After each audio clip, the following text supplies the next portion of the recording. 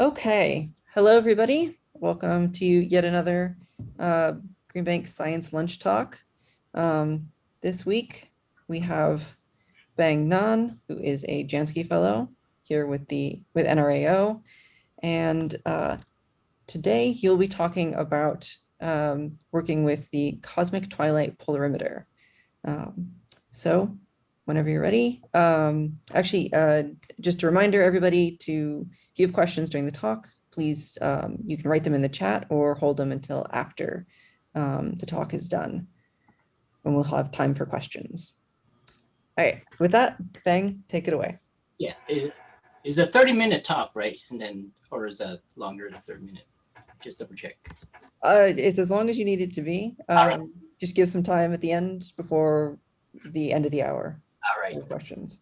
All right. Well, thanks for everyone for coming by.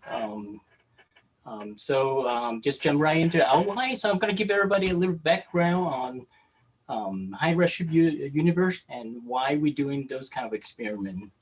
So for most of you that are familiar with radio astronomy, I assume you're working at a much higher frequency. So for this kind of experiment, we work below 300 megahertz mostly, so low frequency, just to capture the higher redshift stuff. And then the second part of the talk, mostly I'm going to go into a little bit on the method that I have devised in the last couple of years and some of the instrumentation that we have developed and upgrading. And eventually one of the prototype we will deploy in Green Bank in this coming year. So, just give you a heads up on that. So a quick update on the review on the early universe. By early, most time we talk about 400,000 years after the Big Bang. So this is a cartoonish picture showing is recombination where the CMB is, and then we enter a dark age when everything is neutral before the first star in the galaxy was born. And then over time, it evolved to what we see these days. So in this dark age period, most of the time we have the analogy is like a baby universe. You don't really see a lot of things going on. So without photon, it's kind of hard to detect what's going on there.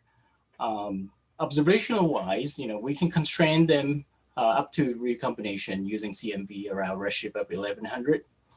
This is kind of one of the latest plots showing the Planck collaboration of what the CMB look like. And then at the lower end of the redshift, which closer to 1 billion years from present day, is we use quasar, high redshift quasar as backlight, so that we can see the absorption of the Lyman alpha.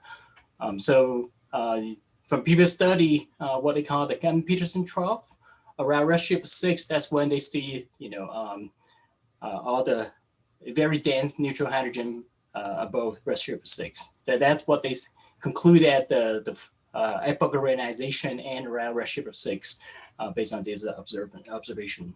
But beyond that, we don't really have anything we can see back here. So how can we do that?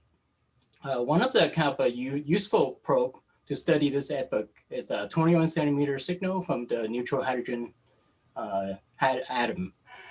Because of the abundance of it, if you just have a neutral hydrogen sit in a vacuum, the proton and electron spin will decay and release the photon at 20 centimeter, like all of us, However, if it's not abundant, this would take a long time for it to decay. However, we have so much in the early universe, almost 75 to 80% of the matter is a hydrogen. This increased the probability we can absorb this signal. In fact, from numerical simulation using IgM and radiative transfer, theorists have predicted that how this signal will evolve, the 21 centimeter signal, over redshift time as the universe expanding. At different, excuse me for that touchy mouse. At different time in history, excuse me, let me go back one slide. Different time in history, the signal string of the 21 centimeter signal will change. And they predict that if we can observe this signal, which is this wiggle here, then by constraining at different frequency or redshift, we can more or less tell us what's the astrophysics going on back then. So one of the kind of parameterization for this signal strength is illustrated here. One thing I want to draw your attention to is the two parameter. One of them is the H1 here, which is representing the neutral density of the neutral hydrogen. And then the TS here, which is the spin temperature of the neutral hydrogen. So by measure, if we know what the shape of this curve is, we can derive these two quantities as a function of redshift. That will tell us the ionization history as well as the thermal history of the early universe. So that's how they use this 20th century to probe the early universe. So to do this observation, this is kind of a simplified version of it. Just to illustrate. So if you have a background signal coming in, the first thing we're going to encounter would be our own galaxy and the synchrotron emission that we can see. And then all that signal would propagate through our ionosphere, which have F layer and E layer depending on time of day. And then on top of that, we have RFI and all the contaminant. And all those signal are going to enter a antenna, which is represented by the antenna beam here, and then go through the signal. So, by prediction, this 20th century signal is very weak. It's about 4 to 5 order of magnitude lower than our galactic emission that we can see from our galaxy. So any contaminant could easily overwhelm this signal. So it's very challenging to observe that if there's there. However, the rationale is our galaxy emission is relatively spectrally smooth over the frequency range. Most of the time we can parameterize it with a power law. And then these 20th signal have a unique feature. So, you got structure and smooth. Then the idea is you can subtract the smooth part and recover the background signal. However, there's a couple of complications to this approach. Two of them, two main ones I will list here. One of them is the foreground itself. Even though it's a power law, but it's very bright. So, you're basically subtracting a very large number with a large number to try to get the very tiny number. So any imprecision in this operation, you could mess up your measurement. The second part would be the antenna itself. The antenna beam is a function of frequency. So it's not smooth as we expect from the foreground. So this equation here basically captures how we kind of summarize what we measure. You got a foreground and a background 21st century signal with a antenna response here. So you can see each of them have a nu as a function of frequency. So to kind of recover this part, it could be challenging. The second part for the foreground is we don't really have good observation of the foreground. One of the kind of gold standard in those frequencies is the Haslam map at the Sky Survey at 408 megahertz, and then down to 45 megahertz. So what I'm showing here is the kind of a composite of different kind of a survey have done in the past at a wide range of frequency. But most of them have been done at a higher frequency than the low frequency range we want. And it also depends on where the telescope is. Sometimes you don't have a full sky coverage. So it makes it really hard to know what the sky is. Some folks have used all the map that we can observe and they derive some sort of global sky model. That's kind of a lot of people use. So this is kind of a two main challenge for this kind of experiment.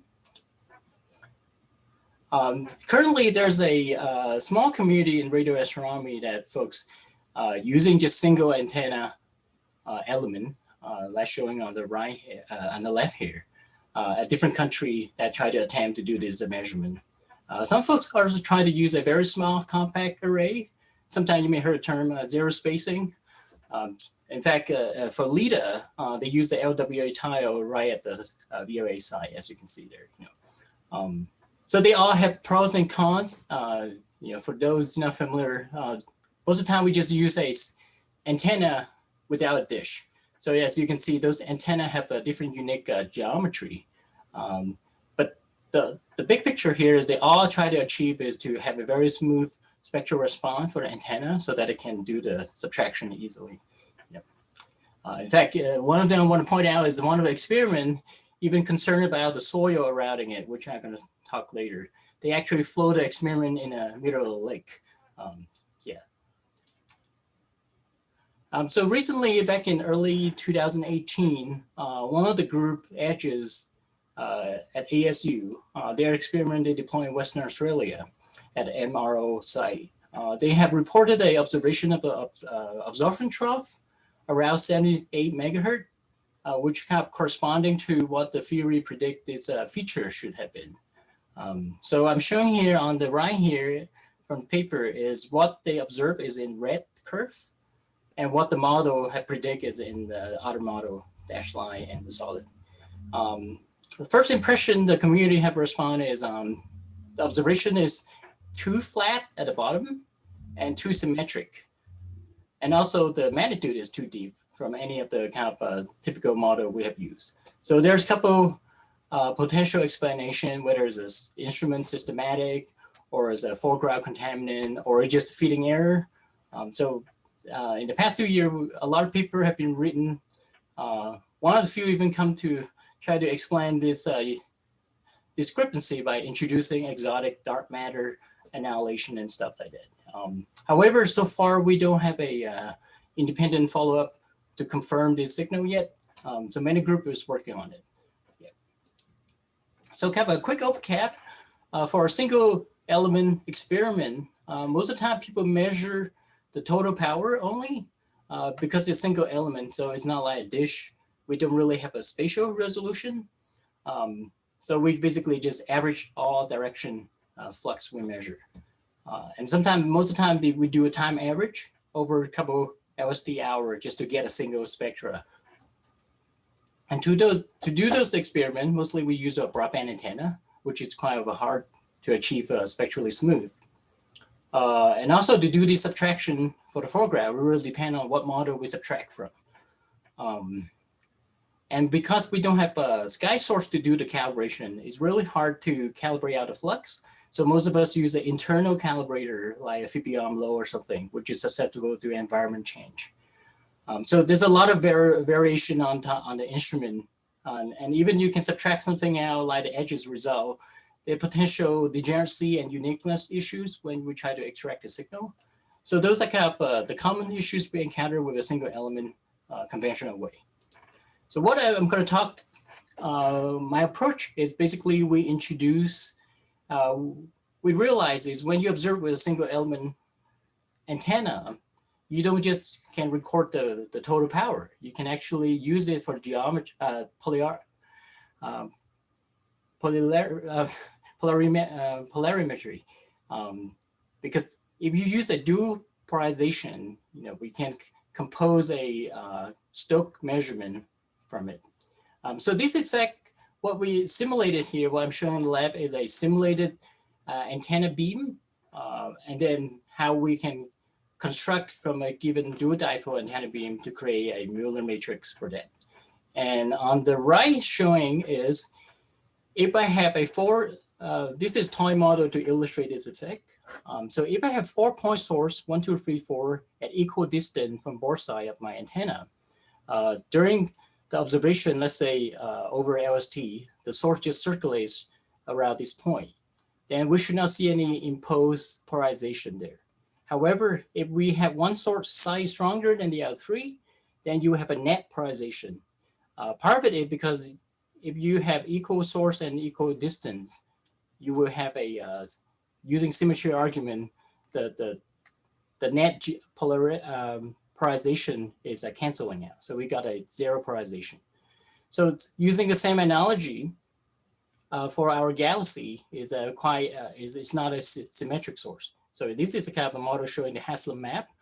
You can see the galactic plane cutting through, creates a strong asymmetry there.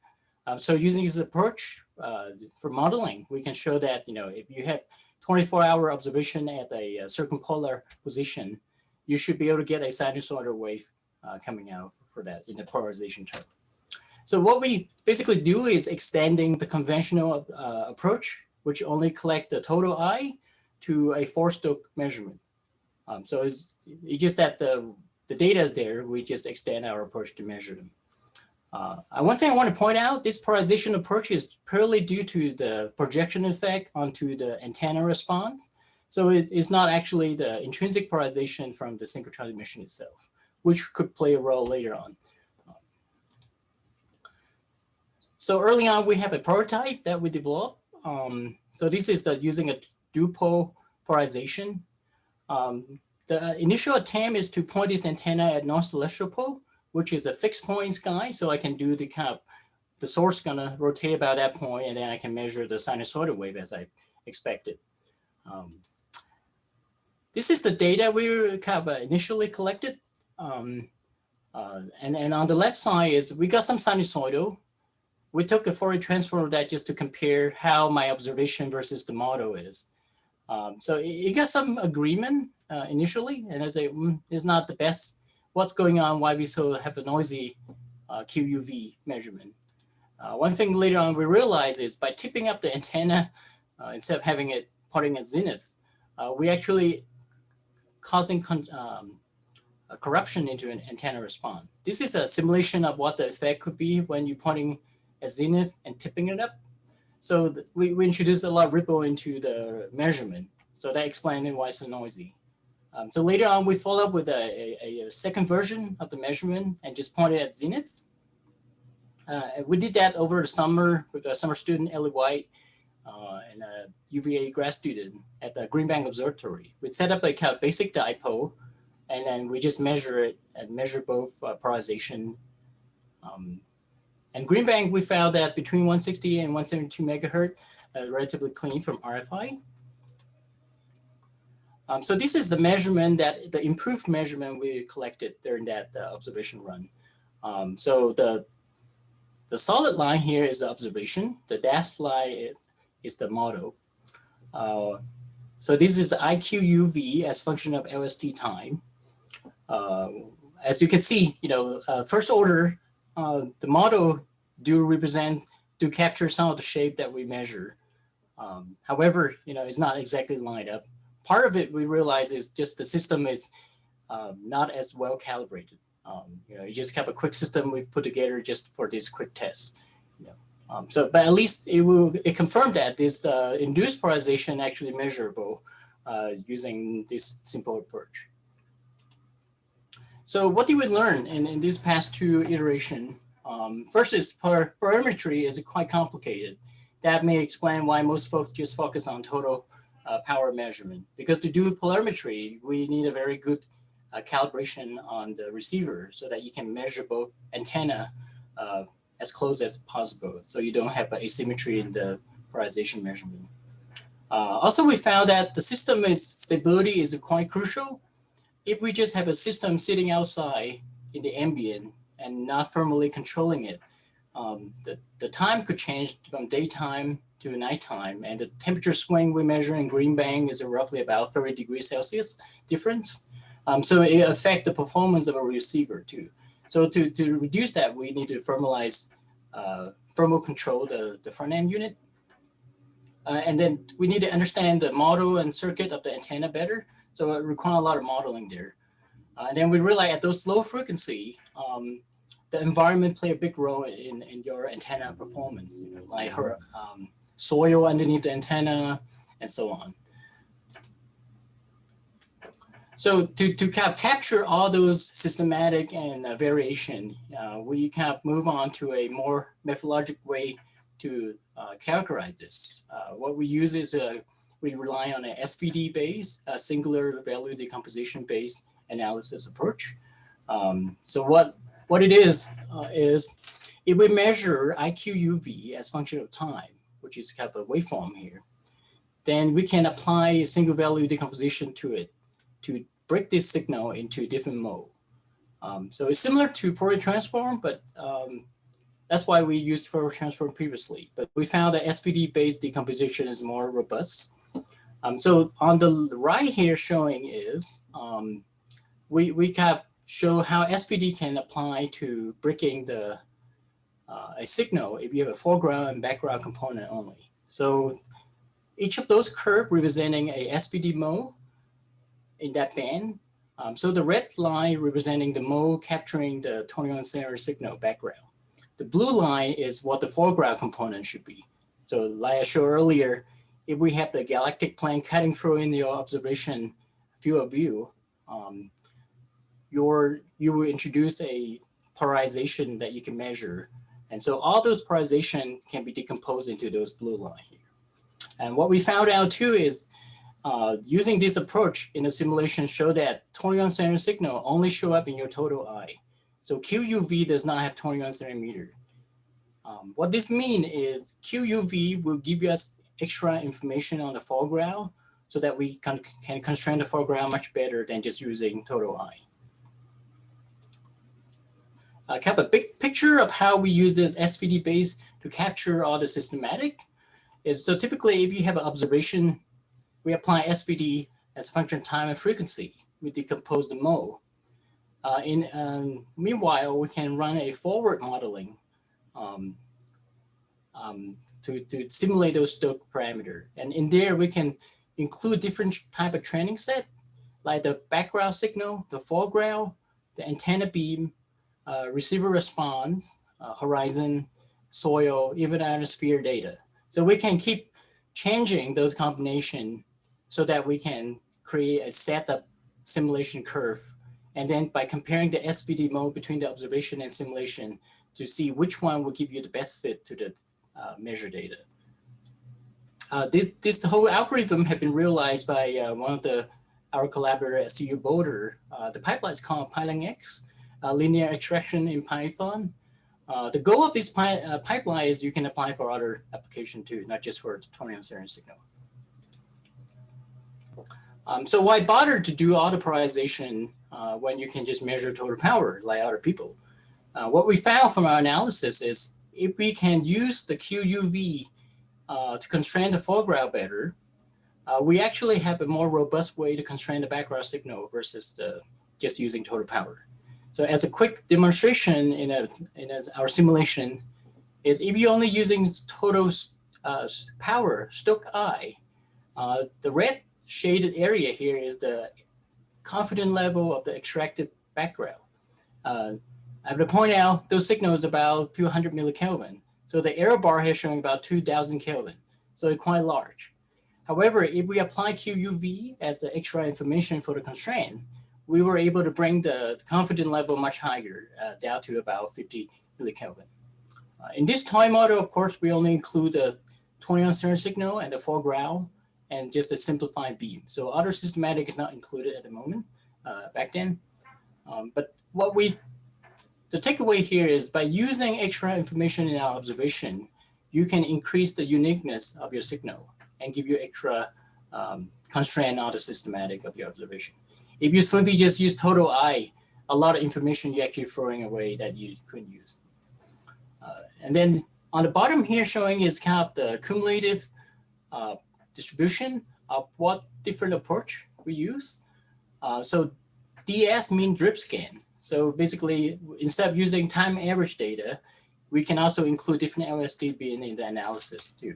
So we did 4 combination without polarization, without drift scan, with polarization, without drift scan, with drift scan, without polarization, and both. And the conventional way is represented by the top one here, and the CTP is actually the bottom here. So what we're showing is the dashed orange line will give you a much higher confidence, much faster. That kind of tells the power of this approach. Of course, all that is still in the modeling. So we're in the process of trying to develop a new version of CTP so that we can implement that pipeline to it. So one of the new antenna we're developing is what we call a patch antenna. Typically, normally the patch antenna is quite tiny. You see it more probably in your cell phone at a higher frequency. But for us, we have to scale it down to 60 to 110 megahertz. So end up the size is quite large. So this is kind of a basic geometry of patch antenna. If you're interested in it, you can ask me later. We did a scale model measurement lately. It's a 1/15 scale. So we did it in a kind of an anechoic chamber just to make sure that my antenna model software give me the reliable result as what we have there. So this bottom line, the dashed line showing is the simulated data versus the solid line is the measurement using a vector network analyzer, and they match quite well.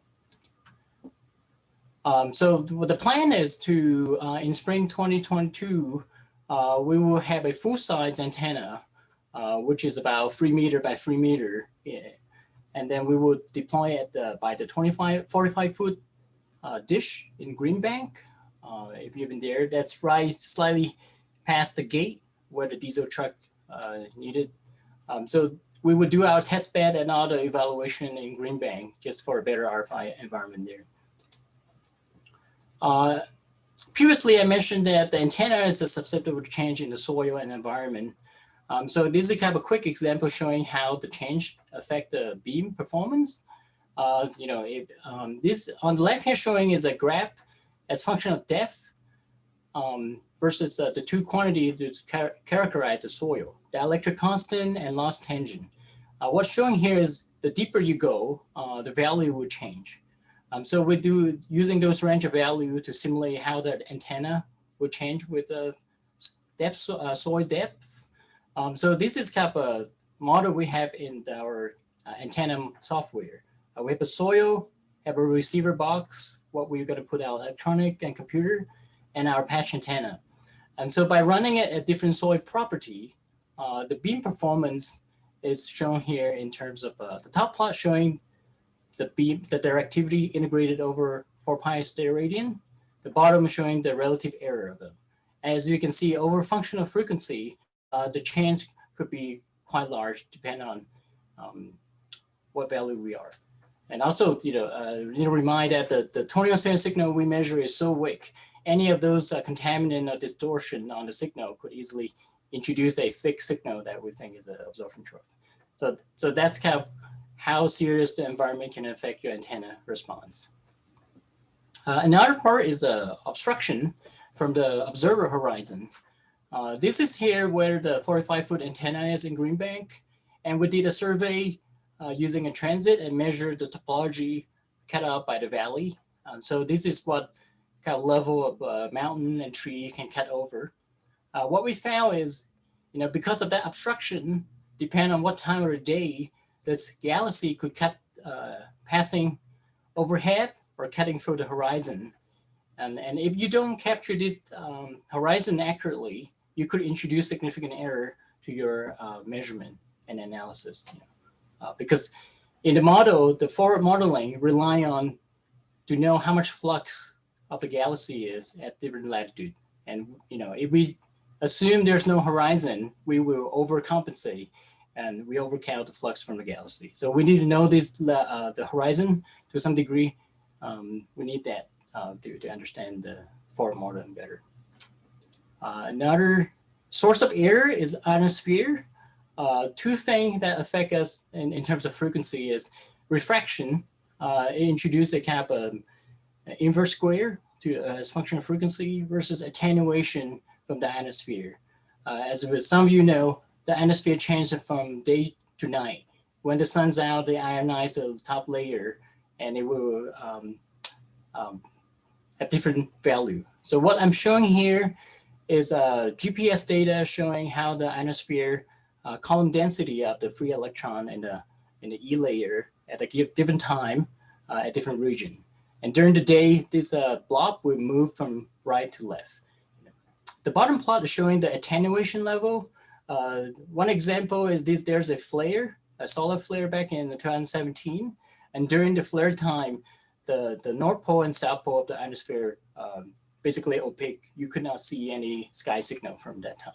So those are kind of the contaminant we have to deal with most of the time. And I mentioned earlier, this pipe, the CTP relying on projection-induced polarization, but the galaxy itself also have its own intrinsic polarization, even though it's a much weaker level. So to fully understand what the foreground do, we also have to factor that into our forward modeling. So in the previous plot, I only show you the Miller matrix for the antenna, but that's when we're assuming the 2x2 Miller matrix. That is when we're assuming the sky is unpolarized. But if it's a polarized, we actually have to factor in all other component in the Miller matrix, which is a 4x4 matrix. So that there's a complication added on it. We have to understand what the intrinsic polarization would do to our measurement. So kind of takeaway is what we conclude is we do need time information and polarization information in terms of full stoke to better understand and have higher confidence in extracting this weak 21 centimeter signal. As you may have the impression, this process of going through different layer of systematic and the contaminant just to get to the bottom, the background signal, it's like what we normally call peeling the onion, right? So it's a tedious process, and each step could have affect the other step. So you need to understand each layer carefully. And to do that, the Polarimeter SVD Base approach will at least provide us a quite a robust framework so that we can include each component. We can turn it on, turn it off if we need it to add it on for the forward modeling. As you see, one of the block is ETC. Part of it is just we know what we know, and we don't know what we don't know. So all this thing at least here is kind of the dominant effect the community have recognized. However, there are all sorts of systematic that we may miss. So there's a what if. So using this framework, at least we can throw in another component and see whether it match up with your observed data. And Green Bank provides us a good site, a nearby location to test that. Most of the experiment I showed you earlier, they do it in a remote location just for RFI reason.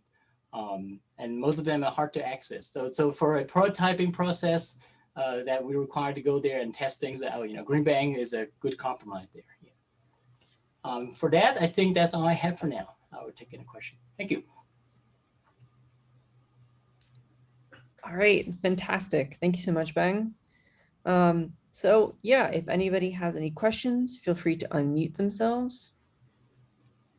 As everyone's figuring that out, I just had a quick question for you, Bang.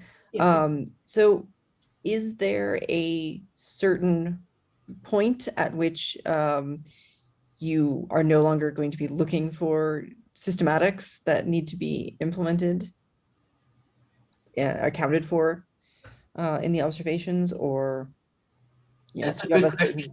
Yes. Resolution limit that you're trying to reach? So right now we're still in noise confusion limit in terms of that our systematic still overwhelming. For example, let me point out the receiver response. A lot of folks spend a great amount just to understand how each LNA do and how they change with function of time and frequency as temperature. So different group have different approach to try to mitigate those variation and try to understand them better. So the quick answer to you is no, we haven't seen the annual tunnel yet. We still bury with systematic, and we still come up with new way to characterize different term. One of the biggest systematic right now, everybody don't know, is the beam. The beam is hard to measure it because at those frequencies, we can't even measure it in a chamber or in the antenna range easily. As I pointed out earlier, I have a scale antenna in the chamber. That's because the chamber only work up to some lower limit of our frequency, right? So the lower we go, we need a larger range, which most places don't have it. So we still rely heavily on modeling of the beam, which affect your measurement most because the beam coupling energy to it. So that's the biggest unknown right now, beside the foregraph. Yeah. So some people try to understand the beam better by using drone. So they fly a drone over your antenna, and then they transmit a fixed signal. So the string of the signal you're transmitting, and the frequency. So that you kept doing a probe around your antenna beam over a small range of frequency. But that have its own limitation. Definitely, we could not fly the drone in Green Bank easily. That RFI reason. Yeah. For sure, but that's a pretty clever method. Yeah, and so I love to point out, mentioned earlier, I say someone floating it in the middle of the lake. That's one way they try to mitigate the effect from soil underneath it. And then the workout is with a lake water, which is fresh water. The signal is much more stable than you have soil, because the soil, the humidity would change after a shower or rain. The humidity will increase your conductivity, and that would change your antenna performance. So I have a question. Can I ask a question? Yes, go ahead. This is Rick Purley. Thank you for a Hey, very Rick. nice talk. So one of the, so many variables, so many unknowns, Yes. so many things to constrain.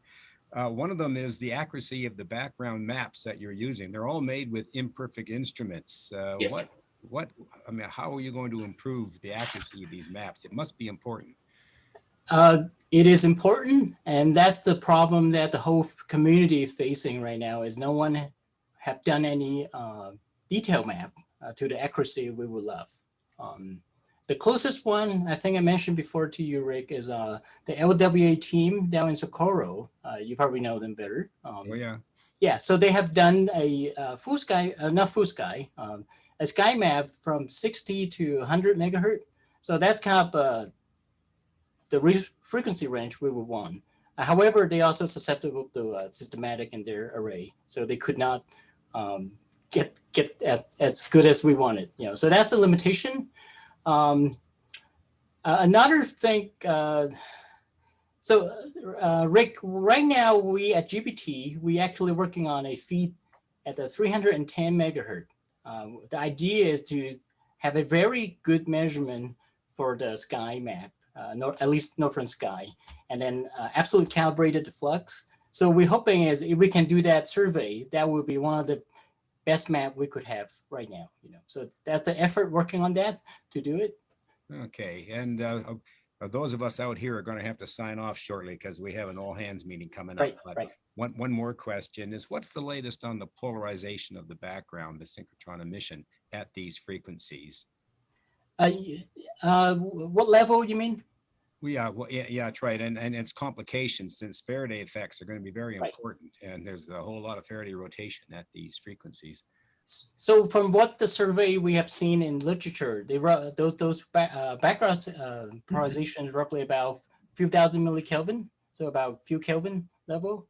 So close to the background signal we want, close to the Tonian signal we want. Yeah. So right now we don't have a handle on that yet. You know, we still rely on modeling for the intrinsic synchrotron polarization to back out that.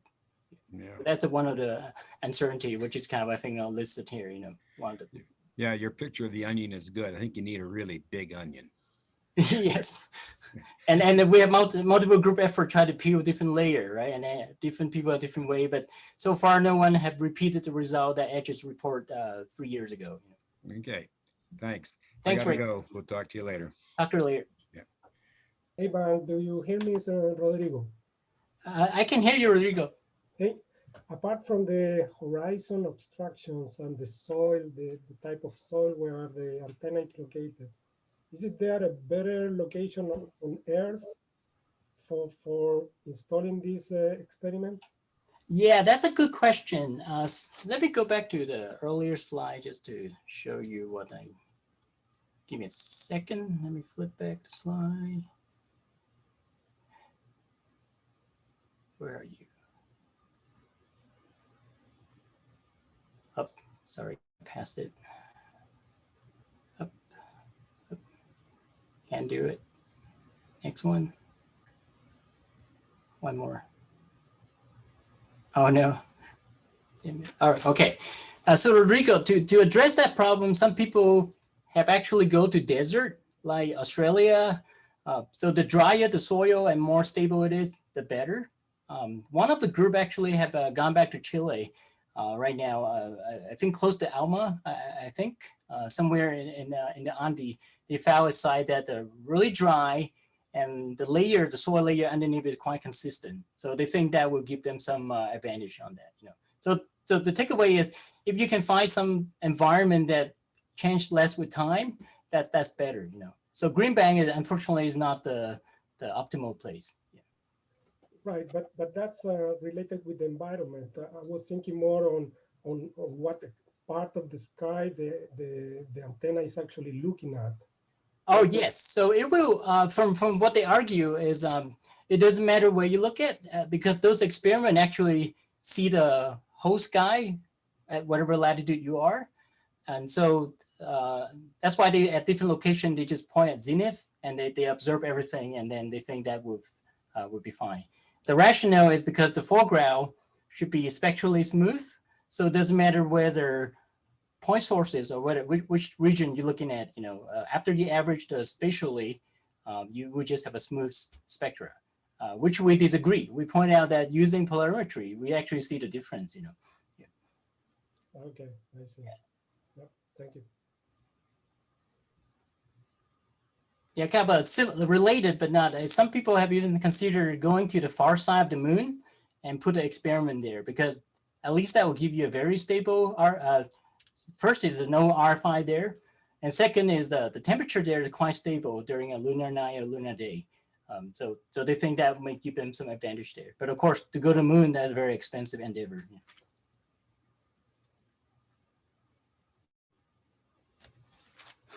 Thanks. Well, maybe one day that'll be possible. Yeah. Okay, so we've just a few minutes left. If there's any final questions, anyone want to ask about Bang's work? Yeah. If you have a later, feel free to email me too. Yeah. Yeah, so unless anyone wants to quickly shout out, I think we can call it right here. All right. Yeah, so thank you again for joining us today, Bang, and My pleasure. I wish you good luck going forwards with this project. Yeah, make sure to say hi if we run into you in Green Bay. Yeah. Absolutely. Yeah. All right. Thanks, everyone. Take care. Thank you. Take care.